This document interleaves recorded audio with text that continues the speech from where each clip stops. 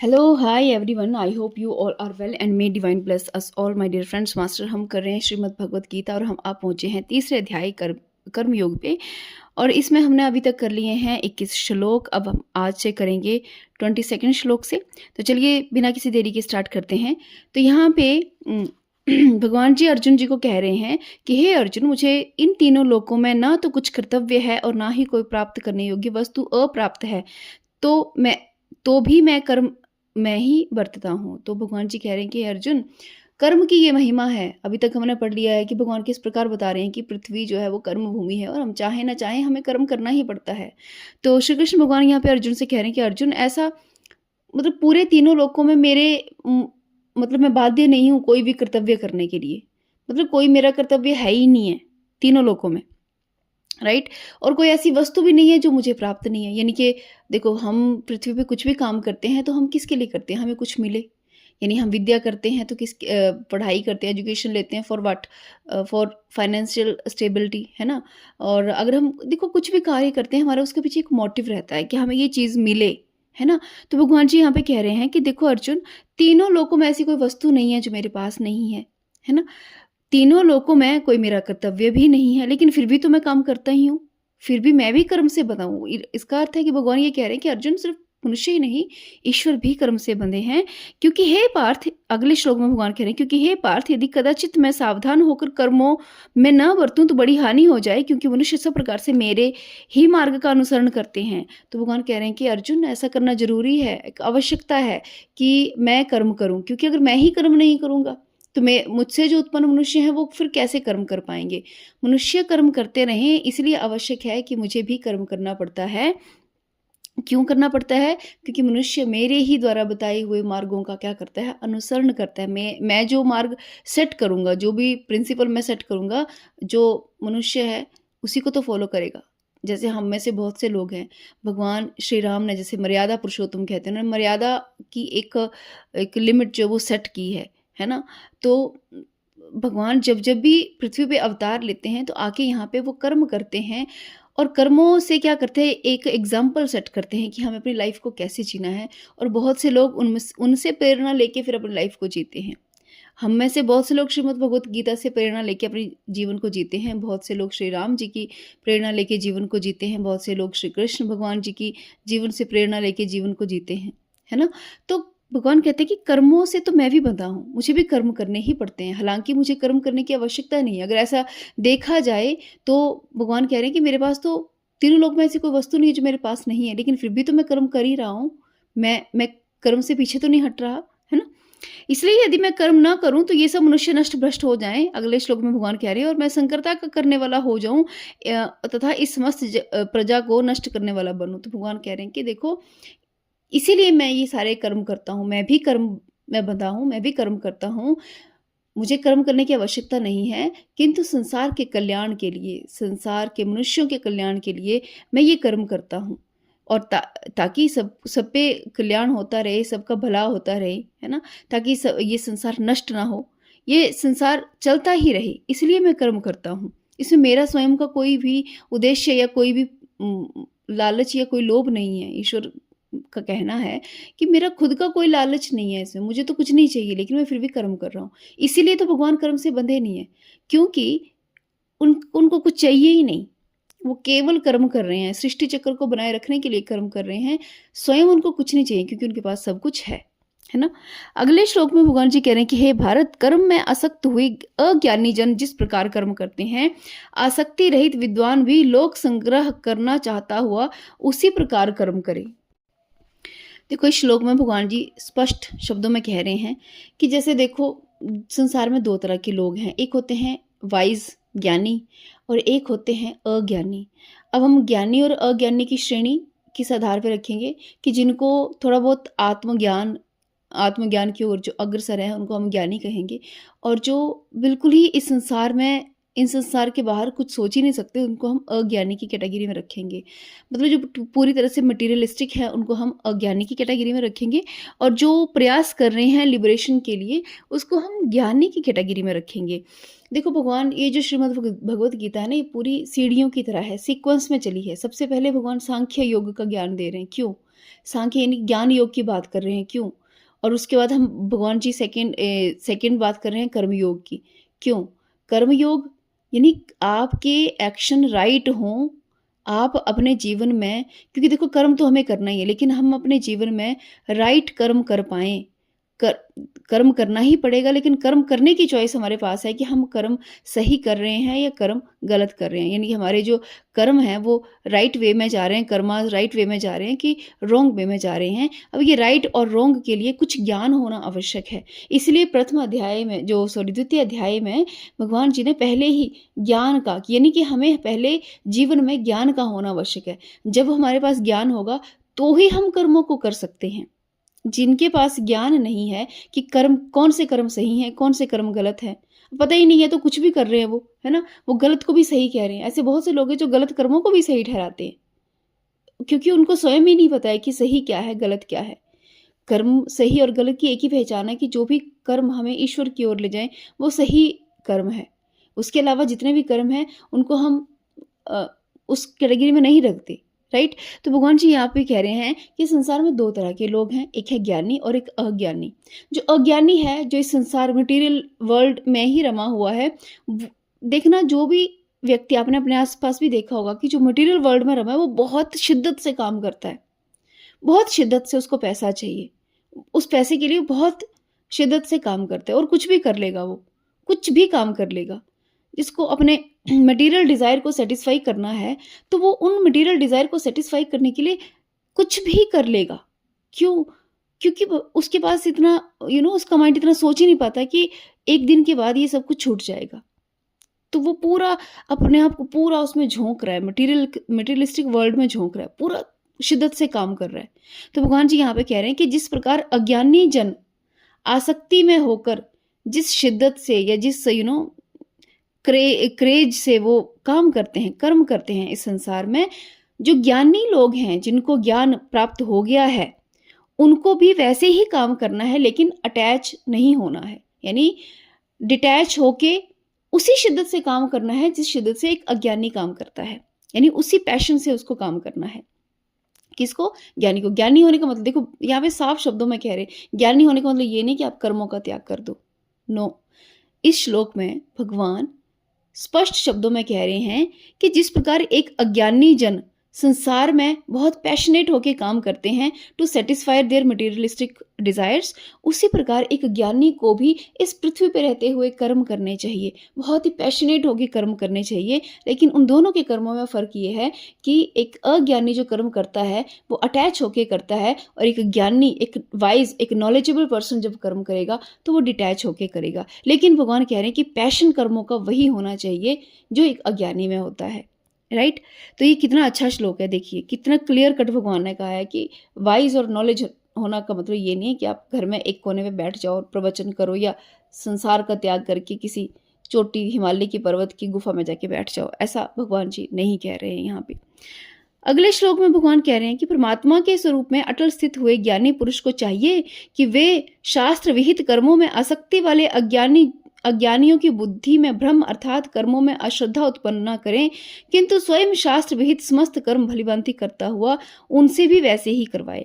देखो अगेन यहाँ पे भगवान ने देखो कितनी सुंदर बात कही है कि जो भी पुरुष ज्ञानी है ना, जो भी नॉलेजेबल है, वाइज है, ज्ञानी मीन्स जिसको अपने माइंड के बारे में नॉलेज है, यानी कैसे ही हमारा ये जिसको सांख्य का ज्ञान है, भगवान उसकी बात कर रहे हैं कि जो ज्ञानी पुरुष है उसको चाहिए कि जो आसपास के लोग कर्म कर रहे हैं, जो अज्ञानी हैं, वो जैसे भी कर्म कर रहे हैं उनको कभी रोकना टोकना नहीं है। होता है ना, हम लोगों को आदत होती है टोकने की। जो किसी को थोड़ा सा ज्ञान हो जाए तो वो अपने आप को ऐसे समझता है कि बस अब फिर वो सबको टोकना शुरू करेगा, तुम ऐसे करो, तुम वैसे करो। भगवान स्पष्ट शब्दों में कह रहे हैं कि ज्ञानी पुरुष को कर्मों में आसक्ति वाले अज्ञानियों की बुद्धि में भ्रम अर्थात कर्मों में अश्रद्धा उत्पन्न न करें। यानी जो जो भी काम कर रहे हैं उनको करने दो, उनको कभी रोको टोको या उनके कामों में विघ्न मत डालो, अश्रद्धा उनको उत्पन्न मत करो कि भाई तुम ऐसे कर रहे हो, तुम वैसे कर रहे हो, तुम गलत कर रहे हो। जैसे फॉर एग्जाम्पल, अगर आपको ज्ञान हो गया है, निराकार का ज्ञान हो गया है, और आप देखते हैं कि लोग मंदिर जा रहे हैं, वहाँ पे पूजा पाठ कर रहे हैं, दूध चढ़ा रहे हैं, शिवलिंग पे दूध चढ़ा रहे हैं, कुछ भी कर रहे हैं, और आपको क्या है, क्योंकि आप सांख्य का ज्ञान प्राप्त कर चुके हैं, तो आप जानते हैं कि निराकार में ही आखिरकार सब कुछ समाना है। लेट्स से आपको ये सब पता चल चुका है, तो भी आपको ये अधिकार नहीं है कि आप उस व्यक्ति को टोकें कि आप ये क्या कर रहे हैं। यदि कोई ऐसा व्यक्ति करता है, तो वो सत्य में ज्ञानी नहीं हुआ। भगवान जी यहाँ पे कह रहे हैं कि जितने मर्जी तुम ज्ञानी हो जाओ, लेकिन जो अज्ञानी लोग काम कर रहे हैं, तुम उसमें बाधा उत्पन्न मत करो। तो फिर क्या करें? किंतु स्वयं शास्त्र विहित समस्त कर्म भलीभांति करता हो, उनसे भी वैसे करवाए। वो कह रहे हैं कि पहले आपने खुद शास्त्र विहित कर्म करने, यानी जो प्रॉपर एप्रोप्रिएट कर्मास हैं, राइट? एप्रोप्रिएट कर्मास कहाँ से पता चलेंगे हमें? वेदों से, क्योंकि वेद जो है वो हमें डायरेक्ट करते हैं toward the Ishwar, toward the universe, है ना? तो यहाँ पे भगवान कह रहे हैं, देखो बहुत ही टिपिकल पॉइंट है ये, इसको जरा ध्यान से समझिए कि भगवान कह रहे हैं कि जो अज्ञानी जो भी काम कर रहे हैं उनको करने दो, उसको आपने टोकना नहीं है, बल्कि आपने स्वयं, जब आपको ज्ञान प्राप्त हो गया है, तो स्वयं जो शास्त्रों में एप्रोप्रिएट कर्मास हैं आप वो करते चलो, और धीरे धीरे धीरे आपको देख के वो आप में शामिल होंगे, या धीरे धीरे धीरे उनसे भी करवाओ। इनकी वो जो कर रहे हैं उनको तो करने दो, उसको मत कहो कि भाई तुम ये मत करो। हाँ, उनकी दिनचर्या में नए कर्म भी ऐड करो, नए मतलब उनके आप ये कार्य करो कि आपको ज्ञान है तो उनको ज्ञान दो, लेकिन ज्ञान के लिए बाध्य मत करो, यानी फोर्सफुली इम्प्लीमेंटेशन नहीं करनी है नॉलेज की। आप उनको ज्ञान दो अगर वो मांगते हैं तो। इसके अलावा आप उनको ये मत कहो कि तुम मंदिर मत जाओ, तुम फलां चीज़ मत करो, इसका कोई फ़ायदा नहीं है, भजन मत करो, तुम कीर्तन मत करो, इसका कोई फ़ायदा नहीं है। नहीं, आप ये नहीं टोक सकते। बहुत से लोग जो हैं वो ऐसा करते हैं, लेकिन ये एक गलत चीज़ है। यदि आपको ज्ञान आ गया है तो अच्छी बात है, उस ज्ञान को स्वयं पे इम्प्लीमेंट कीजिए। स्वयं पे इम्प्लीमेंट करते हुए दूसरे जब आपसे पूछें तो उनको भी कहिए कि ज्ञान को ऐसे-ऐसे इम्प्लीमेंट करना है। अगर वो मानते हैं तो ठीक है, नहीं मानते हैं तो भी ठीक है, राइट? आपको उनके किसी भी कर्म में हस्तक्षेप नहीं करना है।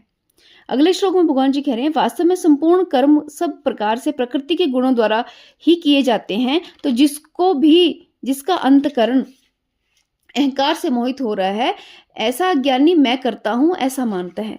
देखो भगवान कह रहे हैं कि देखो जो भी कर्म करते हैं संसार में, जितने भी मनुष्य कर्म करते हैं, वास्तव में वो तो प्रकृति द्वारा ही किए जाते हैं।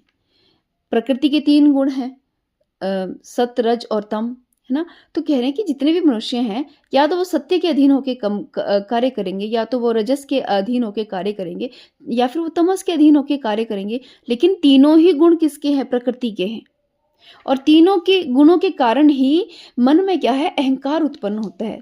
तीनों गुणों की वजह से ही क्या होता है? मन में अहंकार, मैं भाव जो जिसको हम कहते हैं ना, वो उत्पन्न होता है। वो जो अहंकार की डेफिनेशन हम लोग ईगो की डेफिनेशन समझते हैं ना, वो नहीं, ये अहंकार बहुत अलग चीज़ है। मीन्स मैं इसको ऐसे मानती हूँ कि आइडेंटिटीज़, जो भी आपने आइडेंटिटीज़ बना के रखी हैं इस वर्ल्ड में, अपनी एनी छोटी से छोटी आइडेंटिटी बना के रखी है, वो भी अहंकार है। तो वो कहते हैं वो जो आइडेंटिटीज आप फ्रेम करते हैं वो ड्यू टू किसकी वजह से? प्रकृति के 3 गुणों की वजह से करते हैं। तो अब क्योंकि आइडेंटिटीज बना दी तो मैं भाव आ गया, तो अज्ञानी में मैं भाव बहुत अधिक होता है, और मैं भाव होने की वजह से वो सारे कर्म करता है। लेकिन आपको याद रखना चाहिए कि सारे ही कर्म 3 गुणों द्वारा संचालित होते हैं, और 3 गुण किसके किसके गुण हैं? ये प्रकृति के गुण हैं।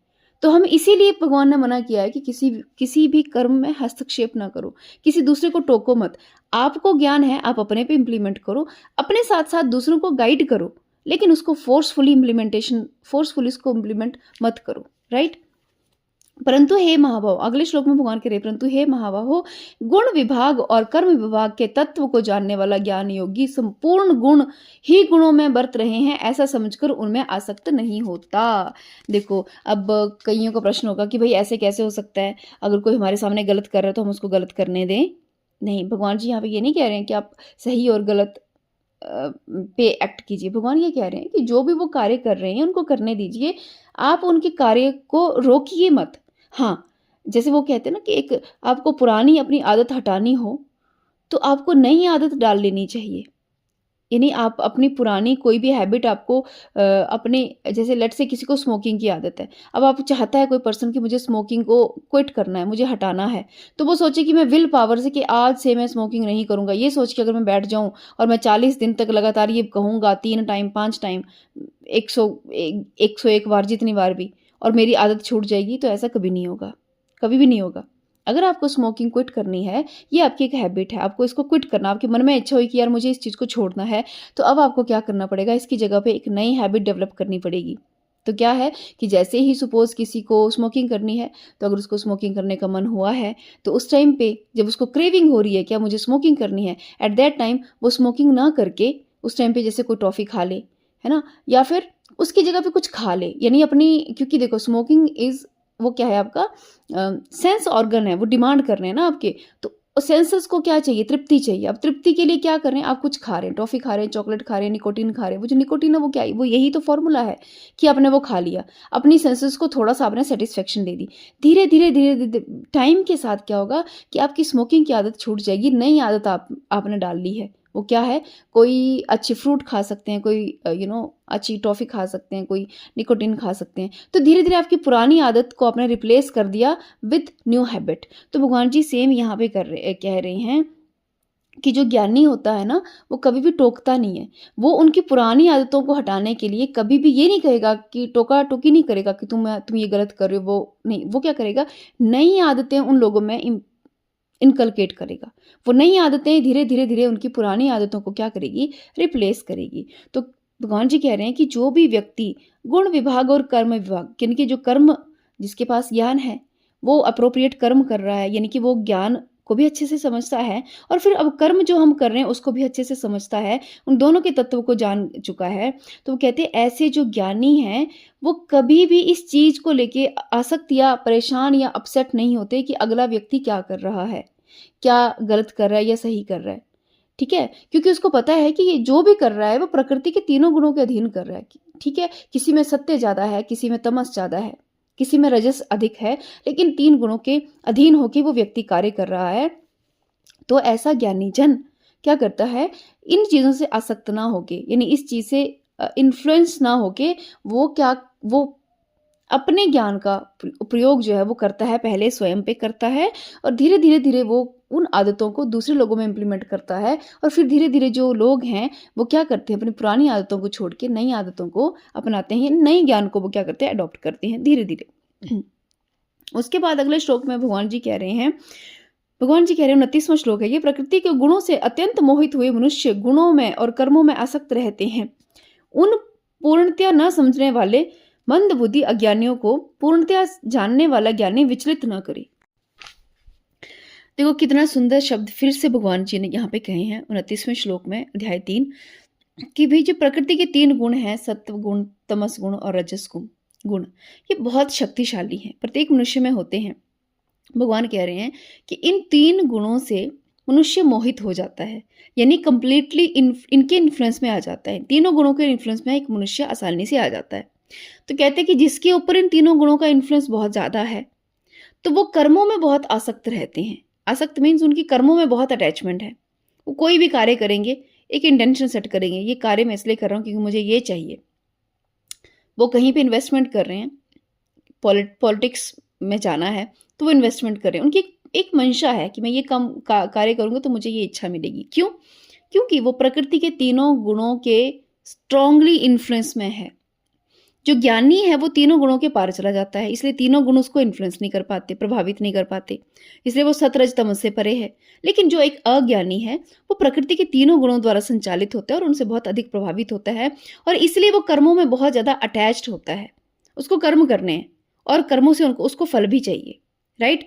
तो भगवान जी कह रहे हैं कि उन पूर्णतया न समझने वाले मंद बुद्धि अज्ञानियों को पूर्णतया जानने वाला ज्ञानी विचलित ना करे, विचलित ना करे। देखिए प्रॉपर शब्द है। भगवान कह रहे हैं कि ऐसे मनुष्यों को जो कंप्लीटली अज्ञानी है या प्रकृति के तीनों गुणों द्वारा पूर्णतया क्या है, प्रभावित हुए पड़े हैं और उसकी वजह से वो अज्ञान में है और वो अटैच्ड होकर कर्मों को कर रहे हैं। तो भगवान कह रहे हैं जो ज्ञानी जन है, जो तीनों गुणों से पार जा चुका है, उसको चाहिए कि वो उनको विचलित ना करे, उनको वो टोके या रोके ना, क्योंकि पॉसिबल ही नहीं है, क्योंकि अभी वो तीनों गुणों के अधीन में है। तीनों गुणों के अधीन है, आप उसका कुछ नहीं कर सकते, राइट? तो आगे अगले वाले श्लोक में भगवान कह रहे हैं कि मुझ अंतर्यामी परमात्मा में लगे हुए चित्त द्वारा संपूर्ण कर्मों को मुझ में अर्पण करके आशा रहित, ममता रहित और संताप रहित होकर युद्ध कर। तो भगवान कहते हैं कि फिर क्या करना है? अब आपका क्वेश्चन होगा कि ये ठीक है, हमारे सामने हमें लगता है कि कोई बहुत अज्ञानी है, तो क्या हम उसको ज्ञान भी ना दें? ज्ञान देना ही काहे को है? जिसका जब समय आएगा तो ज्ञान उसे स्वयं प्राप्त होगा।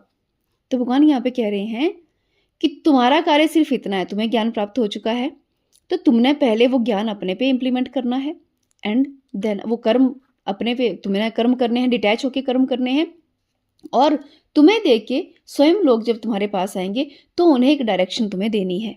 और इसके अलावा भगवान अगले श्लोक में कह रहे हैं कि मुझ अंतर्यामी परमात्मा में लगे हुए चित्त द्वारा संपूर्ण कर्मों को मुझ में अर्पण करके आशा रहित, ममता रहित और संताप रहित होकर युद्ध कर। यानी कि इस संसार रूपी युद्ध क्षेत्र में जब अगर तुम्हें ज्ञान प्राप्त हो गया तो भी तुम कर्म करो, लेकिन अब तुम्हें कर्म कैसे करने हैं? आशा रहित होके, ममता रहित होके, दुख संताप रहित होके। यानी उन कर्मों में तुम्हारी कोई एक्सपेक्टेशन नहीं होनी चाहिए, कोई आशा नहीं होनी चाहिए और ममता के वशीभूत होके भी ये कर्म नहीं करने हैं कि ये मेरे अपने क्लोज हैं, मेरे बच्चे हैं, मेरे फैमिली मेंबर्स हैं, या दुखी होके कि लोग जो है वो अज्ञानी हैं, इस दुख से भी कर्म नहीं करने हैं। भगवान जी कह रहे हैं कि अपने चित्त को पूर्णतः तुम मुझ पे लगाओ और मुझ पे लगाने के पश्चात तुम केवल अपने कर्म करो। कौन क्या कर रहा है, कोई अज्ञानी है, वो प्रकृति के तीनों गुणों से प्रभावित है, उसको आपको कुछ भी उसके कर्मों में अश्रद्धा या कुछ भी टांग नहीं अड़ानी है। भगवान का कहने का मतलब है कि उनके कामों में तुम्हें विघ्न डालने का कोई अधिकार नहीं है, वो अपने प्रकृति के हिसाब से वो काम कर रहे हैं, राइट। लेकिन तुम्हें क्या करना है? तुम्हें कार्य करने हैं किस पे? पूरा जो अपना चित्त है वो ईश्वर में लगा हुआ होना चाहिए और जो भी तुम कार्य करो, इस पृथ्वी पे रहते हुए जो भी कार्य करो, वो पूरी तरह से डिटैच्ड कर्मास होनी चाहिए, इनके डिटैच कर्म होना चाहिए। उसमें तुम्हारी कोई ममता, कोई दुख इत्यादि नहीं, तुम्हारा कोई भाव उसमें शामिल नहीं होना चाहिए, क्योंकि भाव नहीं होगा, इंटेंशन नहीं है, तो फ्रूट नहीं आएगा ना उसमें, है ना। तो भगवान कह रहे हैं कि तुम्हें इस तरह से कार्य करने हैं।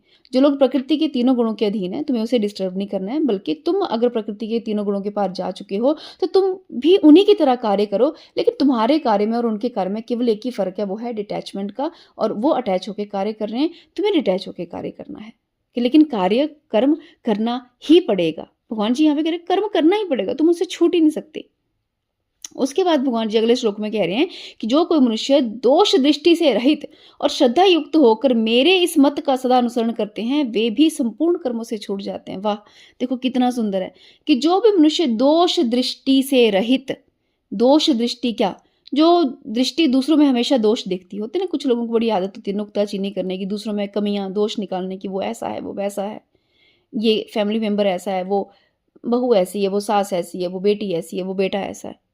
मतलब दोष दृष्टि है कि उनकी दृष्टि केवल दोष ही देखती है, उनकी दृष्टि कभी गुण देख नहीं सकती, है ना। तो भगवान कह रहे हैं कि जो मनुष्य दोष दृष्टि से रहित, यानी अपनी ऐसी दृष्टि को परिवर्तित कर ले, यानी दोष दृष्टि हटा ले और श्रद्धा युक्त होकर मेरे इस मत का सदा अनुसरण करते हैं, वे संपूर्ण कर्मों से छूट जाते हैं। और कहते हैं कि भगवान कह रहे हैं कि जो भी मैंने ये बताया है कि भाई सत्व रज तमस के गुण में जो इन्फ्लुएंस में जो व्यक्ति हैं उनको तंग ना करें, उनको डिस्टर्ब ना करें, आप अपने पे कार्य करें, अपने आप को सत्व रज तमस के पार ले जाएं और फिर उसके बाद संसार के कल्याण के लिए कार्य करें। लेकिन उस कल्याण में भी आपकी कोई अटैचमेंट नहीं होनी चाहिए और आपकी दृष्टि में कभी भी दोष नहीं होना चाहिए, दोष युक्त दृष्टि नहीं होनी चाहिए। इनके लोगों में केवल आप केवल दोष ही दोष देखो कि वो ऐसा है, वो वैसा है।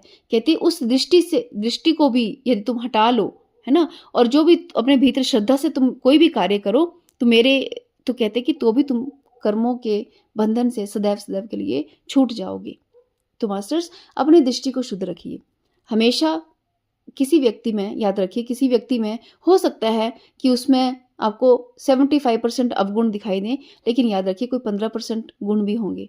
आपको लगता है कि कोई 99% ही गलत है, लेकिन 1% तो उसमें भी अच्छाई होगी। तो भगवान जी का कहने का अर्थ है कि आप उसकी अच्छाई को देखिए। जब आप उसकी अच्छाई को देखेंगे तो आप भीतर से दुखी नहीं होंगे, संतापित नहीं होंगे, क्योंकि सारा जो गेम चल रहा है वो तो तीनों गुणों का ही चल रहा है। कोई तमस में अधिक है, कोई रजस में अधिक है, कोई सात्विक में अधिक है, लेकिन गुण तो तीनों प्रकृति के ही हैं, उस सृष्टि की अधिष्ठात्री देवी के ही गुण है। माँ को ही हम त्रिगुणा कहते हैं, माँ को, देवी दुर्गा को ही हम त्रिगुणा कहते हैं। तो प्रकृति कौन है? माँ ही है। तो माँ के 3 बच्चे हैं मान लो, तो वो तीनों को एक समान ही प्यार करती है। वो तो तीनों बच्चों का आपस में विरोध है, वैर है।